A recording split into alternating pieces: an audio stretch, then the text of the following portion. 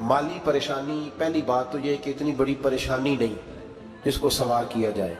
आयत पढ़ूंगा कुरान पाक की, और मेरा ख्याल है कि बहुत सारी परेशानियां तो कुरान मजीद के लफ्ज़ों से दूर हो जाएंगी। सूरह हूद है, उसकी आयत नंबर 6 है, 12वें सिपारे की पहली आयत है।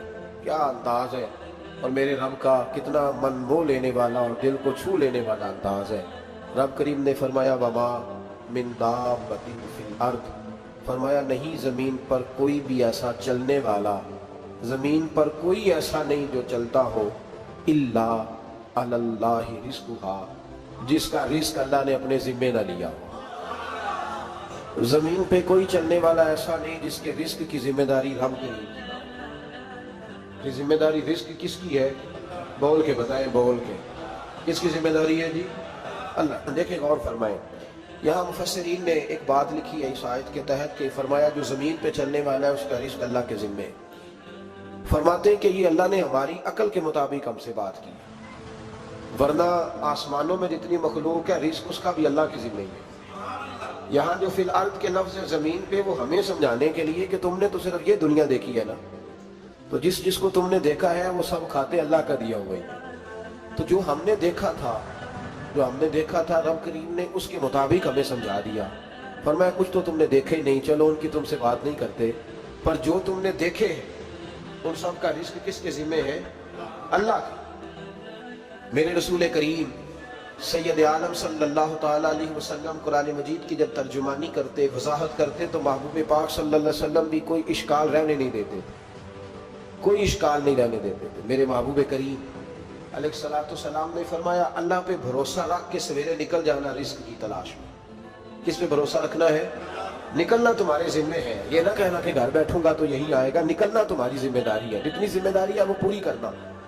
अल्लाह पे भरोसा करके निकल जाना तुम्हारी जिम्मेदारी है। रब का जिम्मा है तुम्हें रिस्क देना, वो जरूर तुम्हें रिस्क पहुंचाएगा। या रसूल अल्लाह सल्लल्लाहु अलैहि वसल्लम किस तरह पहुंचेगा? तो जरा हुजूर के लफ्जों का हुस्न भी देखिए। नबी पाक सल्लल्लाहु अलैहि वसल्लम ने फरमाया जिस तरह मौत तुम्हें ढूंढ लेती है ना कि तुम कहाँ मौजूद हो, जब वक्त आता है तो इंसान पाकिस्तान में हो तब भी आ जाता है, जद्दा में हो तब भी आ जाता है, मक्का में हो या मदीना तय्यबा में वक्त पे भी आ जाता है। फरमाया जिस तरह मौत तुम जहां भी हो तुम तक पहुंच जाती है ना, इस तरह तुम्हारा रिस्क भी तुम जहां मौजूद होते हो अल्लाह वहां पहुंचा देता है, पहुंचा देता। तो या रसूल अल्लाह सल्लल्लाहु अलैहि वसल्लम किस अंदाज में? तो फरमाया निकल जाना तुम्हारी जिम्मेदारी है। फरमाया सवेरे परिंदे भी निकल जाते हैं और शाम को जब लौटते हैं तो अल्लाह उन्हें पेट भर के रोजी अता फरमाता है। हालांकि उनको नहीं पता होता हमारा कारखाना कहाँ है, हमने कहाँ जाके मजदूरी करनी है। उनको नहीं पता होता कि हमारा दफ्तर कहाँ है, हमने किस ऑफिस में बैठना है। उनको नहीं पता होता कि हमने कहाँ जाके माल खरीदना है और कहाँ से हमने फिर उसको दोबारा बेचना है। उन्हें खबर नहीं होती। अल्लाह पे भरोसा करके निकल जाते हैं। निकलना तो तेरे जिम्मे है कि नहीं? फरमाया वो तो ड्यूटी कर, शाम को अल्लाह जो रब परिंदों को रोजी देता है वो तुझे भी अता फरमाएगा। मैं कहता हूँ सोच कितनी कमजोर है उस आदमी की जो कहता है कैसे मिलेगा। इतनी कमजोर सोच है। जो रब बैल को रोजी देता है, बकरी को रोजी देता है, इस जमीन इस धरती पे अगर बसने वाला ऊंट भूखा नहीं सोता, चले ये तो पालतू जानवर होते हैं, इस धरती पर बसने वाली अगर बिल्ली और कुत्ता रोटी खा के सोते हैं तो तू तो अशरफुल मखलूकात है। तूने अपने ज़हन में क्या टेंशन पाल लिया कि नहीं आएगा तो मर जाऊंगा, क्या बनेगा, किस तरह होगा? तू क्यों इतना परेशान हो गया? भाई माली परेशानी सबसे ज्यादा उस बंदे ने ओढ़ ली है जिसकी तवक्कुल की बात कमजोर हो गई है। तो सीधी तवज्जो अपने रब करीम की जानिब रख, सीधी तवज्जो अल्लाह की जानिब का। रब फरमाता है जिम्मा तेरा नहीं, जिम्मा मेरा। लेकिन ना तनख्वाह एक आती है घर में। जब एक बच्चा होता है तो तब भी काम चलता है, जब अल्लाह 2 बच्चे दे दे फिर भी उस तनख्वाह से काम चलता है, जब 3 हो जाए फिर भी चलता है, जब 4 हो जाए नहीं आप ना भी बोले तो बात तो सही है, बहरहाल काम फिर भी चले।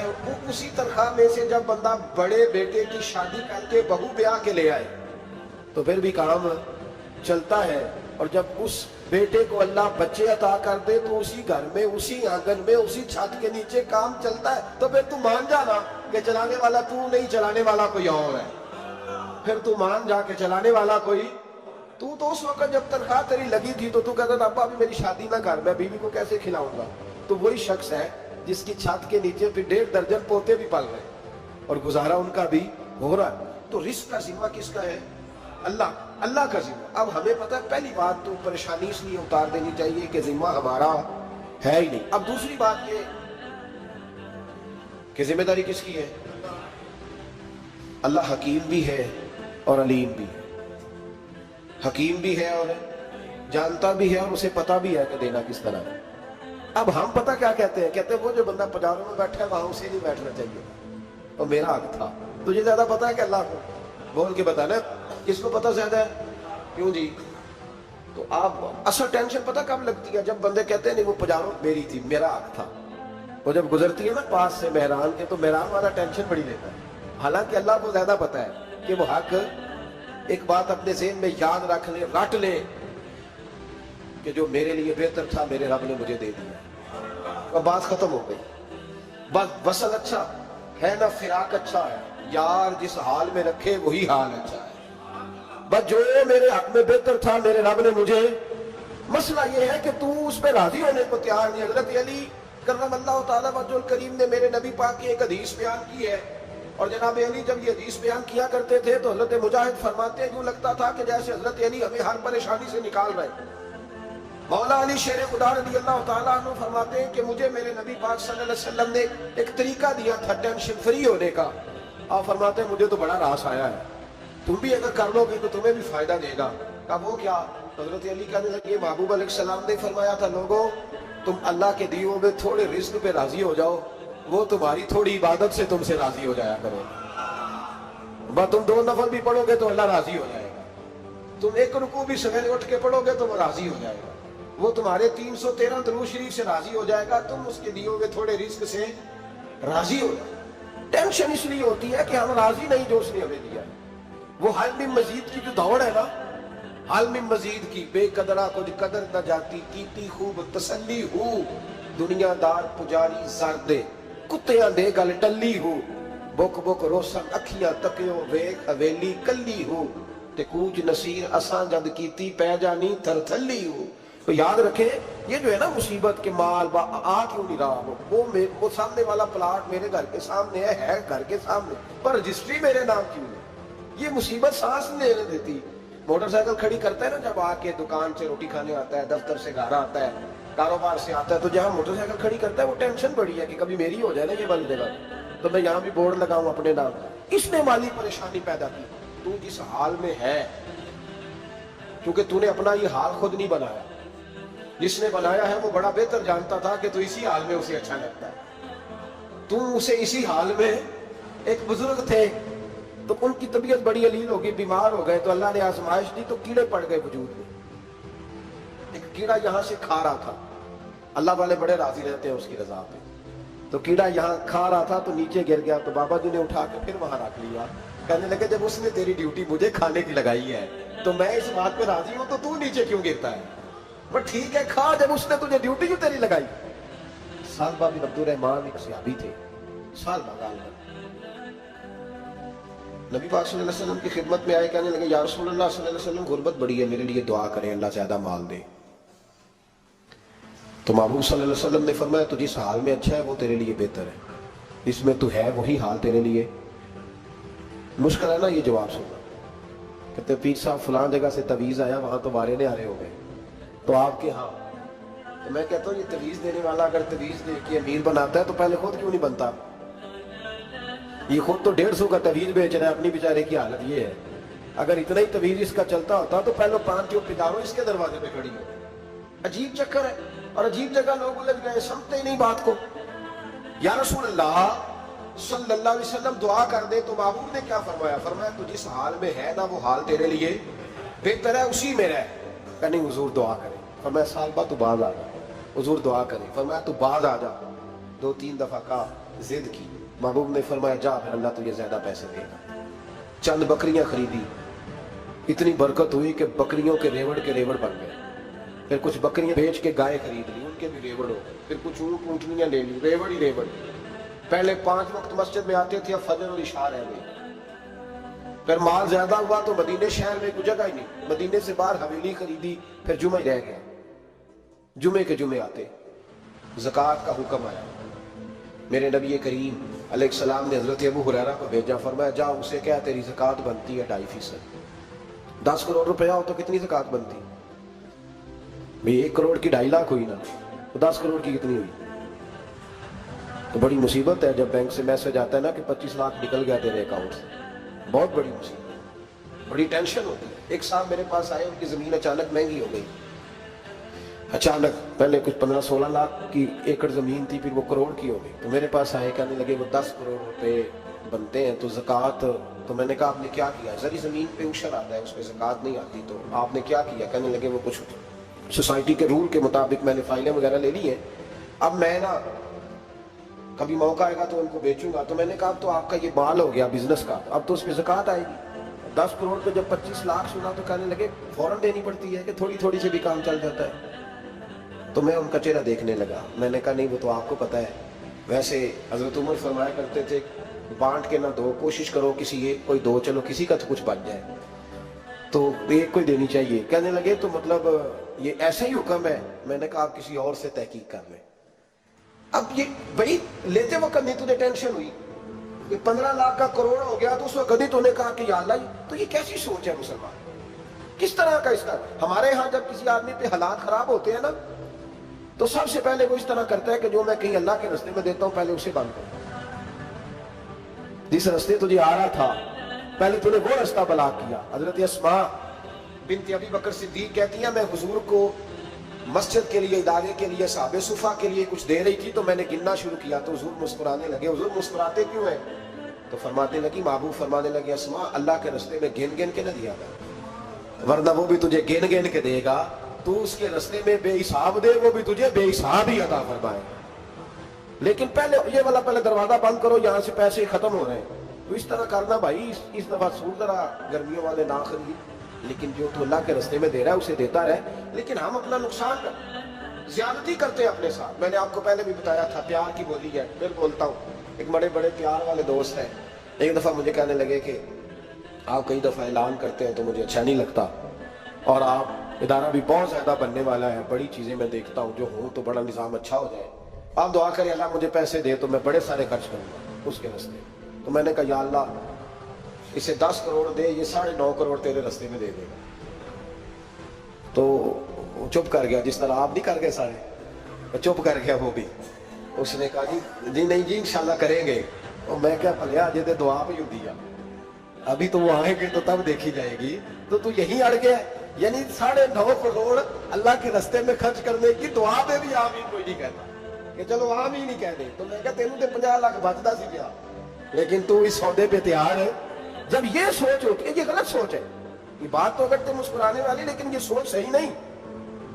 حضرت عثمان رضی اللہ تعالیٰ عنہ کہتے ہیں جس وقت نبی پاک صلی اللہ علیہ وسلم نے اعلان کیا نا جنگ کے موقع پر کہ 800 سپاہیوں کا خرچہ چاہیے، کہتے ہیں میرے پاس 600 کا تھا۔ یہاں کا روایت میں حضور نے 1000 کا اعلان کیا تو میرے پاس 800 کا تھا۔ جب 2-3 دفعہ نبی پاک نے اعلان کیا تو کہتے ہیں میں نے کھڑے ہو کے کہا یا رسول اللہ پورا 800 میری طرف سے۔ کہتے ہیں میں نے 200 سپاہی کا خرچہ ادھار اٹھایا، لیکن پورے 2 مہینے نہیں گزرے تھے، رب کریم نے مجھے کئی گنا کر کے پیسے واپس عطا فرمائے۔ پر بات تو یہ ہے کہ تیری وہاں لو لگی ہو، تو تجارت کرتا ہے ان لوگوں کے ساتھ جو کیا دے سکتے ہیں۔ تو سالبہ کے پاس حضور نے پیغام بھیجا، پہلے تو کہا تیرے لیے بہتر نہیں مال، جب اصرار کیا تو بڑی برکت ہو گئی، بڑا آیا تو فرمایا زکوٰۃ دے، 2.5 زکوٰۃ ہے۔ جب سوچا کہ 5 اونٹوں پہ ایک بکری جائے گی اور بڑا سارا مجھے دینا پڑے گا، اب جب غور کیا تو یہ تو نہ کہا کہ میں نہیں دیتا۔ حضرت ابو ہریرہ سے کہنے لگے نبی کریم علیہ السلام کی خدمت میں عرض کرنا کہ میں خود آؤں گا۔ حضرت ابو ہریرہ نے آ کے عرض کی یا رسول اللہ صلی اللہ تعالی علیہ وسلم، حضور وہ کہتے تھے میں خود آؤں گا، تو کہتے ہیں محبوب نے ٹھنڈی سانس لی، فرمایا اسے کہا تھا کہ تیرے لیے مال بہتر نہیں، اب ہلاک ہو گیا، ہائے افسوس ہلاک ہو۔ ان کو بھی تھوڑی دیر کے بعد احساس ہوا کہ یہ میں نے کیا کیا، نبی پاک کوئی کہہ دیا نہیں ہے، حضور کو کہہ دیا بعد میں آؤں گا۔ اب دوڑے آئے، عرض کی حضور میں سارا کچھ لے کے آئے ہوں، قبول کر لیں۔ محبوب نے فرمایا گویا بلال حبشی کی خشک کھجور بھی قبول ہے، اور सुहैब रूमी एक अट्टी बांध की लाए तो वो भी कबूल है, और अम्मार बिन यासर और मुसअब बिन उमैर अगर 2 दिनार दे जाए और कोई पुराना जोड़ा किसी सिपाही के लिए छोड़ जाए तो वो भी कबूल है, लेकिन तू अपना लाखों लेके चला जा, तेरा कोई नहीं कबूल। माफ कर दे। फरमाया जा माफ किया, पर पैसे लेके ना आना। अगले साल फिर आए, बंधे हुए हाथ है। महबूबा मैं दौलत का क्या करूंगा, आग लगा ली, कबूल कर ले। पर मैं तू ले जा, तेरा नहीं कबूल। गिरा जो उनकी निगाह से वो संभल नहीं सकता। हुजूर ने विशाल ज़ाहिरी किया तो जनाब सिद्दीक अकबर के पास आए, लाखों का माल, अबू बकर कबूल कर लो। तो जनाब सिद्दीक अकबर कहने लगे उसका कर लो जिसका नबी ने नहीं किया, चल जा, कोई नहीं चाहिए। हजरत उमर के जमाने में कहत पड़ गया, बारिशें नहीं होती, गल्ला नहीं मिलता, हालात खराब है, माली तौर पे बहरान आ गया, गुर्बतें, मजबूरियां, तकलीफें। आके रोए, उमर मेरा कबूल कर लो, मुझे माफी तो मिल गई थी ना। फरमाया माफी अपनी जगह पे, पर जिसका मुस्तफा ने कबूल नहीं किया। बहुत सारे लोगों को पता ही नहीं कि उनका कबूल ही नहीं हुआ, और वो उलझे हुए, उन्हें खबर ही नहीं कि असल बात क्या है। फरमाया जिसका मुस्तफा करीम ने कबूल नहीं किया, अब हीरे और जवाहरात भी लेके आए तो भूखे मरेंगे, पर उसका कबूल, उस बात पे राजी रहो। इस हाल में अल्लाह ने रखा हुआ, उस हाल में राजी रहो। जो मुसीबत है ना देखने के, वो भी मेरे पास, तुम्हें क्या पता, कभी पूछ तो सही उससे वो किस मुसीबत का शिकार है। जो माली तौर पे बड़ा अमीर है, तो उसकी तरफ देख के अपना दिल बुरा करता है। बस जिस हाल में रब ने रखा है उस हाल में रह।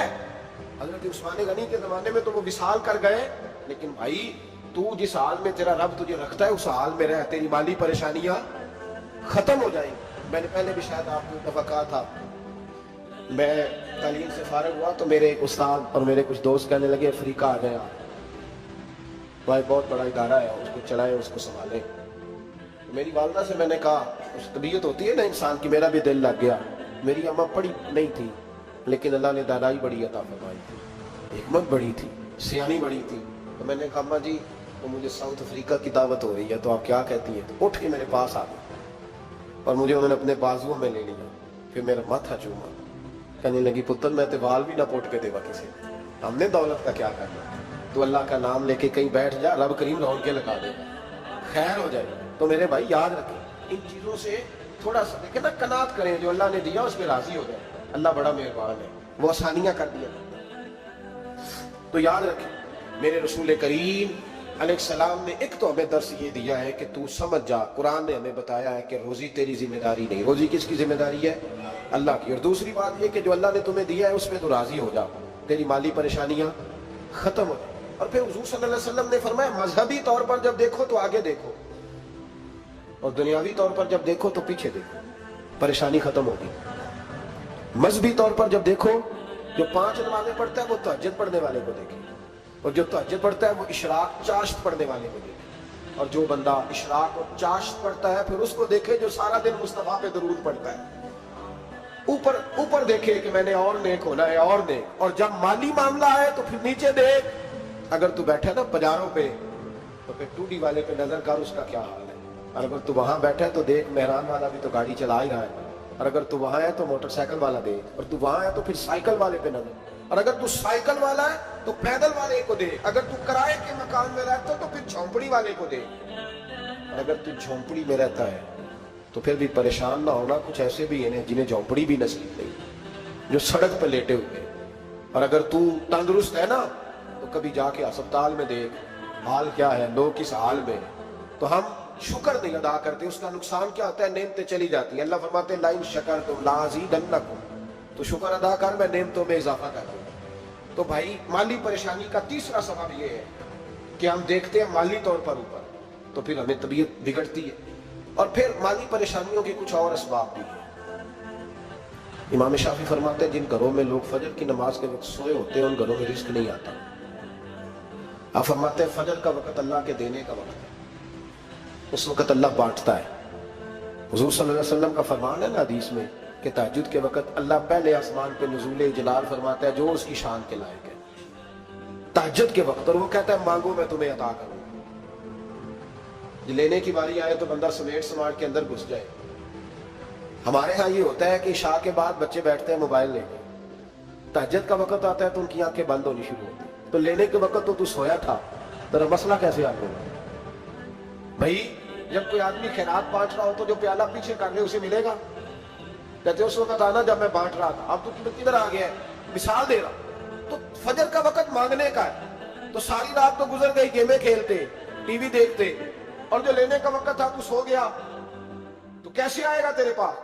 تو اٹھے سویرے، بندوں سے مانگ کے دیکھ لیا، بڑی عزتیں خراب ہوئی، فجر کا وقت اٹھ کے جھولی پھیلائے۔ میرے رسول پاک علیہ السلام فرماتے ہیں، رب فرماتے ہیں جب بندے میرے آگے جھولی پھیلاتے ہیں مجھے شرم آتی ہے، کیسے خالی واپس کرنا؟